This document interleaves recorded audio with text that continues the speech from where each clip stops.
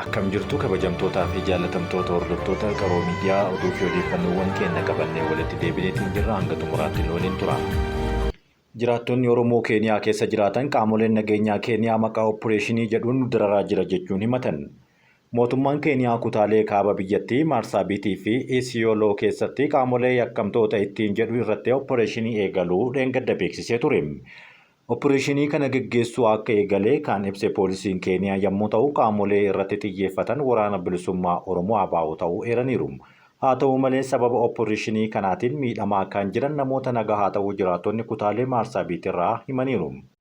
Jiraattonni naannoo sanaa irra jireessaan doqdoqqee oofuudhaan kan of jiraachisan yommuu ta'u isaan keessaa jiraataan tokko akka himetti osoo homaa hin beekin tasuma karaa irratti humnoota nageenyaa Keeniyaatiin qabamee guddoo akka reebame himeera. Namni isaan akka malee reeban nama guddaa daa'ima 4 qabu doqdoqqee oofaa booda osoo inni maamila fuudhuuf deemaa jiru kan reebame ta'uu himaniiru. Poolisiin garuu oppireeshinii kana akka hidhattoota waraana bilisummaa Oromoo irratti geggeessan ibsa. Jiraattonni kunneen garuu reebicha kan isaan irratti raawwate miseensa raayyaa ittisa biyyattii ta'uu dubbataniiru. Hidhannoo guddaa qabatanii fuula isaaniis haguuggatanii kan lolaa jiran ta'uun himameera. Mooyyalee ollaa ciraa kan jedhamurraa akka dubbatanitti waraanni xiyyaaraan dhufanii dhukaasa eegalan abidda gadi lakkifamee jennaan namni hunduu rifachuu himaniiru. Uummanni ibidda bishaan buufatee ture waan isaan dhukaasan kana arginaan kan baqatee fi duuba isaa ammoo itti dhukaasanii waan uummanni ittiin bishaan waraabbatu hunda jalaa guban jechuunis dubbateera. Akkaataa jiraataan kun jedhutti qaamoleen nageenyaa Keeniyaa kunneen nama afaan Kiswaahilii dubbachuu hin beekne hunda irratti nama Itiyoophiyaati jechuun reebicha ammayessaniiru. Namni afaan Kiswaahilii hin beekne hundi naannawa sanitti akka waraana bilisummaa Oromootti kan ilaalamu ta'us dubbatamaara. Uummanni sodaa oppireeshinii qaamolee nageenyaa kanaan manaa ba'ee bakka bishaan fudhatullee deemaa akka hin jirree fi jiraattonni naannawa sanirra jiran hundi isaanii dubbachaa jiru. Jiraattonni dubbatan kanneen erga oppireeshiniin kun eegalee booda sodaa guddoo keessa jiraachuufillee socho'uufiyyuu yaaddoo hamaa ta'aatiin jira. Sababuma kanaan maatiin nageenya kana sodaadhaan garaagaraa akka faca'e himamaara. Qaamoleen nageenyaa Keeniyaa maqaa oppireeshinii Oondoo Ajaangilii jedhamuun bobbaafaman kunneen waraqaa eenyummaa namootaa gaafachuun nama hiraarsaa jiraachuus dubbatameera.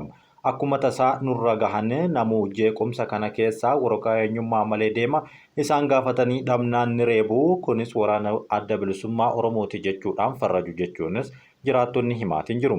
Mootummaan Keeniyaa daangaa isaa keessatti oppireeshinii fedhe gaggeessuu danda'a kan jedhan jiraattonni kunneen nageenyi kun garuu duulli jeequmsaa fi hokkora biraatiif sababa akka hin taane sodaatamaa jira. Lafa Marsaabiit kana keessaa nama gosa hedduutu jiraata. Dur waraanni gidduu galee wal dhahaa turan. Waggoota 3 darban sanammoyyuu qabbanaa'ee ammallee yoo haalli kun itti fufu ta'e waraanni duraan jiru sun akka deebi'u sodaanneerra jechuun jiraattonni dubbatan. Mootummaan Keeniyaa Marsaabiitii fi Naayiroobii keessa taa'ee jiru haala Marsaabiitii fi daangaa mooyyalee jiru kan hin hubannedha jechuunis dubbatameera. Akkaataa hojjetaan nageenyaa kun jedhutti poolisiin Keeniyaa waraanni bilisummaa Oromoo uummata Oromoo Booranaa kanneen Keeniyaa fi Itiyoophiyaa keessa dhokatan jechuunis yakka kana irratti raawwachaa jira jedhama. Mootummaan Keeniyaa yoo waraana bilisummaa Oromoo daangaa isaa keessa jiraate isatu beekama. Isa baasuuf mirga qaballee ammoo uummata achi keessa jiraatu gosaan baasanii waraanuun yakka ta'uu dubbataara. Wayita oppireeshinii akkanaa geggeessan namni hunduu akka keessa hin miidhamne of eeggachuu akka qabanis dubbataniiru. Keessattuu naannawa sanitti uummanni horsiisee bulaa waan ta'eef jireenya isaa guyyaa guyyaa keessatti kan iddoodhaa gara iddootti socho'uudha. Poolisiin Keeniyaa oppireeshinii eegalee kanaan qaamolee yakka saamichaa nama butanii maallaqa gaafachuu dubartoota gudeeduu fi qoricha seeraan alaa akkasumas namoota daddabarsuu keessatti hirmaatan jedhuun haala kanaan akka waraanaa jiru himeera. Hojjetaan Keeniyaa Kwaantii Marsaabiit Hasan Umar yakki gudeeddii fi nama butanii maallaqa gaafachuu isaan biratti baratamaa akka hin taanes dubbateera. Yeroo ammaa qoricha seeraan alaa daddabarsuun sirrii kan hin taanee fi qaamoleen mootummaa himatu kana qofatu raawwata jedhamullee hin dandeenyu. Daa'imman xixiqqoo hanga nama gugurdaatti mooyyalee hanga Naayiroobiitti nama hedduutu kana keessatti hirmaatam adda baasanii uummata irratti quba qabuun hin danda'amu jechuun dubbateera. Miseensi paarlaamaa Keeniyaa mooyyalee Keeniyaa bakka bu'an Piroofeesar Guyyoo Waaqoo duulli kun wayita eegalu sirriitti uummata hin hubachiifne jechuunis qeeqa qaban dubbataniiru. Oppireeshiniin kun eegalamuu Naayiroobiitti kan ibsan Kwaantii duulli kun keessattuu kan labsame Marsaabiitii fi Isiyooloo keessa uummanni quba qabaachuu qaba ture. Garuu mootummaan Keeniyaa uummata osoo hin beeksisin duula kana akka eegales dubbateera.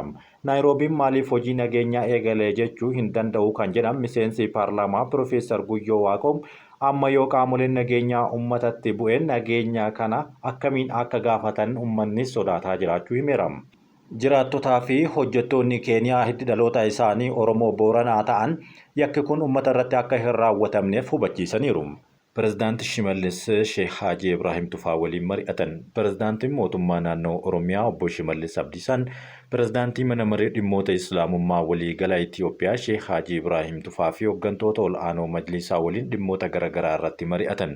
Marii isaaniitiin pireezidaantii Shimallis hundeeffama magaalaa Shaggarii walqabatee masjiidota diigamanii turan mootummaan waadaa galee kan hin daganne ta'uu ibsuun adeemsichi yeroo waan fudhateef tajaajilichi ariitiidhaan hojiitti akka hin galamne dubbateera. Haaluma kanaan masjiidonni diigaman yeroo gabaabaa keessatti tajaajila kennuu akka eegalaniif ni hojjanna jechuunis waadaa seenaniiru. Hooggantoonni ol'aanoon majlisaa gama isaaniitiin gaaffiiwwan hawaasa musliimaa naannicharraa ka'an deebii akka argatan gaafataniin pireezidaantii Shimallis gaaffiiwwan kanaaf yeroo gabaabaa keessatti deebii akka kennuuf hojjetaa jiraachuu dubbateera. Marichi rakkoolee waloon furuuf furmaata qabatamaa fiduudhaaf kan gargaaru ta'uus ibsaniiru. Magaalaa Finfinnee fi naannawa isheetti eeyyama malee diroonii balaliisuun dhorkaa ta'e. Finfinnee fi naannawa isheetti eeyyamaan ala diroonii kamiyyuu balaliisuun dhorkaa ta'uu tajaajilli nageenyaa fi odeeffannoo biyyaalessaa beeksise. Eeyyama tajaajilichaatiin ala diroonii kaasuu fi balaliisuun daran dhorkaa akka ta'e himeera. Yeroo dhihoo as bal'inaan hojiirra oolaa kan dhufetti fayyadamni diroonii fi meeshaalee teeknooloojii isaan wal qabatan sodaa nageenyaa uumuu malan qolachuuf humni namaa fi teeknooloojii gahaan qophaa'u eereera. Keessattuu yaa'ii gamtaa Afrikaa wal qabatee qindoominaan cimsuuf murteessaa ta'uu isaanii eeyyama tajaajilichaatiin alam Finfinnee fi naannawa isheetti akaakuu diroonii kamiyyuu kaasuu fi balaliisuun dhorkaa ta'uu hubachiiseera. Sababa hojiin diroonii fayyadamuun barbaachisaa ta'e yoo argame kaayyoo balallii, bakka balallii, gosa diroonii fi lakkoofsa moodelii diroonii caqasuun dursa eeyyama argachuun dirqama akka ta'es beeksiseera. Kanaan ala Finfinnee fi naannawa isheetti dirooniiwwan akka fedhan ka'uun balali'an yoo jiraatan tajaajilichi tarkaanfii barbaachisaa akka fudhatus akeekkachiise. Gareen poolisii federaalaa dorgommii deebii saffisaa irratti hirmaachaa ture ga'umsaan xumuruun himame. Gareen poolisii federaalaa Itoophiyaa dorgommii deebii saffisaa idil-addunyaa SWAT Dubaayitti hirmaatee dorgommicha ga'umsaan xumuruun beekameera. Gareen poolisii federaalaa Itoophiyaa dorgommicha irratti garee eegumsa biyyaalessaa Kuweet, garee Toomiris Kazaakistaan, poolisii Dubaay, Iraaq poolisii SWAT, garee humna addaa Emireetota Arabaa dorgomanii caaluun qabxii fooyya'aadhaan xumuruun ragaan poolisii federaalaa irraa argame ni mul'isa. Aanaa Meettaatti balaa tiraafikaa mudateen lubbuun namoota 8 darbe. Godina Harargee Bahaa Aanaa Meettaatti balaa tiraafikaa mudateen lubbuun namoota 8 darbuu qajeelchi poolisii godinichaa beeksise. Balichi konkolaataan fe'umsaa Jibuutii irraa gara magaalaa Finfinneetti imalaa ture karaa gadi lakkisuun konkolaataa Doolfiinii jedhamtu magaalaa Qobboo irraa gara magaalaa Dirree Dhawaatti imalaa turte walitti bu'uun kan mudate ta'uu qajeelcha poolisii godina Harargee Bahaatti itti gaafatamaan kutaa koominikeeshinii fi miidiyaa gargaaraa Inspeektar Kaasiyyee Abbabaan himaniiru. Balichaan lubbuun namoota 8 battalumatti kan darbe yommuu ta'u namoota 3 irraa immoo miidhaan qaamaa cimaan qaqqabu seerameera. Dhalattoonni Tigraay Finfinneetti argaman hiriira deeggarsaa bahuun dubbatame. Dhalattoonni naannoo Tigraay Finfinneetti argaman mata duree filannoon keenya nageenya jedhuun hiriira bahuun himameera. Jiraattonni kunneen deeggarsaa fi muuxannoo nageenyaa qaban agarsiisuuf hiriira akka bahanis dubbatameera. Tigraay misooma malee waraanni hin barbaachisu, misoomaa fi hojiilee misooma naannichaa gufachiisuun faayidaa hin qabu jechuunis sagalee isaanii dhageessisaniiru. Qaamoleen siyaasaa garaagartee isaanii mariidhaan akka furatanis gaafataniiru. Biiroon Fayyaa Oromiyaa ambulaansota 100 ol dhaabbilee fayyaa hanqina qabaniif raabse. Biiroon Fayyaa Oromiyaa ambulaansota 109 ministeera fayyaa irraa argate hospitaalotaa fi baankilee dhiigaatiif akka raabse dubbatameera. Sagantaa wal harkaa fuudhinsaa irratti hooggantuun Biiroo Fayyaa Oromiyaa Piroofeesar Natsaannat Warqinaa argamuudhaan haasaa taasisaniin ambulaansota kanneen kennaa tajaajila fayyaa haadholii, daa'immanii fi namoota yaala ariifachiisaa barbaadaniif oolchuuf akka gargaarus dubbataniiru. Kunis kenna tajaajila fayyaa naannichaa fooyyessuu keessatti gahee ol'aanaa qabaachuu kan kaasan Piroofeesar Natsaannat haa ta'u malee ambulaansota kana tajaajila kanneeniin ala itti fayyadamuun kan gaafachiisu ta'us hubachiisaniiru. Biiroon Fayyaa Oromiyaa du'aatii haadholii fi daa'immanii xiqqeessuu fi kenna tajaajila yaala ariifachiisaa cimsuuf kaayyoo qabuun Baroota darban keessa ambulaansota 1174 teessuun tajaajilaan oolchuu himameera. Haa ta'u malee iddoo tokkotti rakkoo itti fayyadama ambulaansii fi hanqina naamusaa irraa kan ka'e kenna tajaajilaa barbaadamu kennuu dhabuun komii hawaasarraa dhihaatu furuuf qaamolee dhimmi ilaallatuun leenjiin hubannoo uumuu kennamuun ibsameera.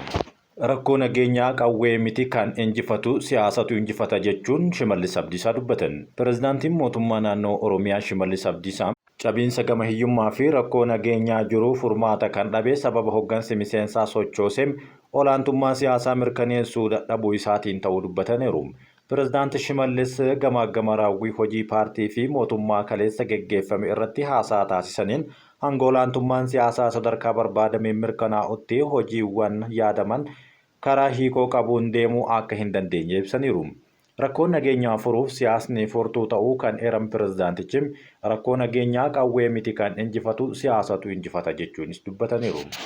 Ijaarsi daandiiwwan haaraa fi buleeyyii babal'isuu magaalaa Finfinnee fi Shaggarin wal quunnamsiisan hojjetamaa jira. Ijaarsi daandiiwwan haaraa fi buleeyyii babal'isuu magaalaa Finfinnee fi Shaggar wal quunnamsiisan hojjetamaa jiraachuu bulchiinsi daandiiwwan Itoophiyaa beeksise. Ogeeyyiin dhaabbilee miidiyaa garaagaraa irratti walitti kan dhufan ijaarsa daandiiwwan kanaa daawwataniiru. Daandiiwwan karaa magaalaa Shaggar Finfinnee wal quunnamsiisan kallattii hundaan konkolaattota hedduu kan keessummeessan ta'uu eeruun daandiiwwan kana fooyyessuuf qorannoon geggeeffamaa turuus beeksisaniiru. Haaluma kanaan yeroo gabaabaa giddugaleessaa fi dheeraa keessatti rakkoolee jiran kana furuun haala tiraafikaa sirreessuuf ijaarsi daandiiwwan sadarkaa isaanii eeggatanii hojjetamaa jiraachuu beeksisan. Bulchiinsi daandiiwwan Itoophiyaa ijaarsa daandiiwwan kanaa hordofuu fi deeggarsa taasisaa akka jirus ibseera.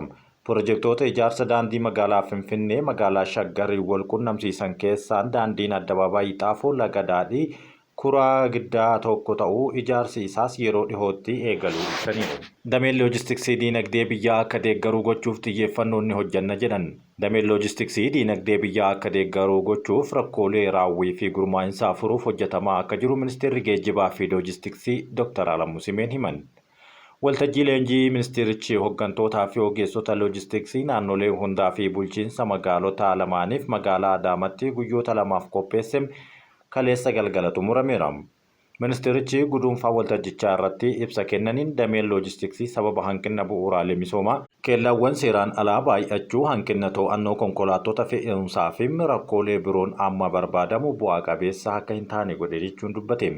Dameen loojistiksii diinagdee biyyaa utubuu akka danda'u rakkoolee raawwii fi gurmaa'insaa furuuf xiyyeeffannoon hojjetamaa akka jirus dubbataniiru.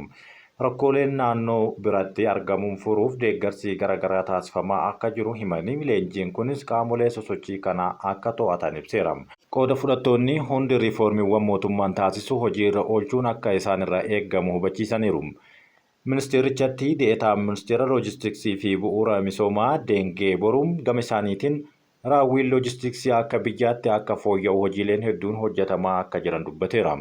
Damee kana caalatti bu'a qabeessa taasisuuf hojiileen qabatamaan akka ciman deetaan ministeeraa kun dubbateera. Tajaajilli immigireeshinii fi lammummaa hojii riiformii jalqabee caalatti cimsuu qaba jedhame.